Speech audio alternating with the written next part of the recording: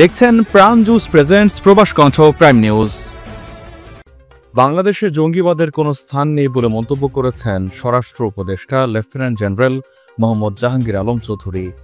রোববার সকালে রাজধানীর বিমানবন্দরে কার্গো কমপ্লেক্স পরিদর্শন শেষে তিনি এই মন্তব্য করেন। মালয়েশিয়ায় বেশ কয়েকজন জঙ্গি ধরা পড়া প্রসঙ্গে সাংবাদিকদের তিনি বলেন, মালয়েশিয়ায় জঙ্গি সন্দেহে আটক বাংলাদেশিরা জঙ্গি নন।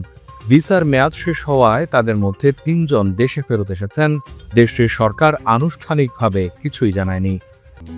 সমগ্র মালয়েশিয়ায় জনবল নিয়োগ দিচ্ছে প্রাণ মডার্ন ট্রেড। আগ্রহী প্রার্থীকে অবশ্যই এইচএসসি বা সমমান পাশ হতে হবে। মোটরসাইকেল চালনায় পারদর্শী বৈধ ভিসাধারী প্রবাসীরা আজই যোগাযোগ করুন এই নম্বরে। স্বরাষ্ট্র উপদেষ্টা বলেন, আপনাদের সহযোগিতায় জঙ্গিবাদ নির্মূল করা হয়েছে, এটার ক্ষেত্রে আপনাদের ভূমিকা সবচেয়ে বেশি। তিনি আরও বলেন, গত 10 মাসে জঙ্গিবাদের কোনো একটি তথ্য দিতে পারেননি কেউ। আগে ছিল আপনারা দিয়েছেন, এখন নেই তাই আপনারা দেন না। এ সময় স্বরাষ্ট্র উপদেষ্টা বলেন, এনবিআর এর সমস্যার জন্য আমাদের কিছু পরিমাণ সবজি বিদেশে এক্সপোর্ট করতে নষ্ট হয়েছিল এবং কিছু ফলমূল এক্সপোর্ট করতেও আমাদের সমস্যা হয়। তিনি সাংবাদিকদের বলেন, নতুন টার্মিনালে কোল্ড স্টোরেজ চালু হবে, এর ফলে কৃষি পণ্য রপ্তানি সহজ হবে। সুখবর দিয়ে তিনি বলেন, নতুন এক্সপোর্ট টার্মিনালে একটি বড় সুবিধা থাকবে।